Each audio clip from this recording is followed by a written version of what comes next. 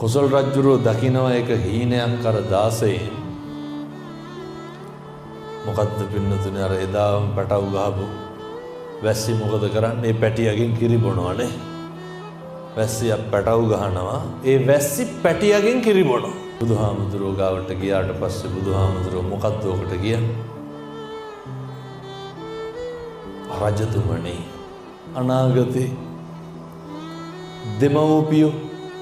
දරුවන්ගේ වහල්ලු වගේලු ඉන්නේ නැද්ද එහෙම නැත්නම් අහන්නකො ඔය වයස ගම්මලාගෙන් තාත්තලාගේ ඉඳලා ගණන් ගන්න එක දරුවෙක්වත් දෙමව්පියෝ ගැන තකනවද එක දරුවෙකුටවත් මතක නැහැ අවුරුදු 20ට කලින් ජීවිතේ මතකද නැහැ අනේ අර දෙමව්පියෝ වහල්ලු වගේ ඉන්නේ දරුවෝ කියන එකක් තමයි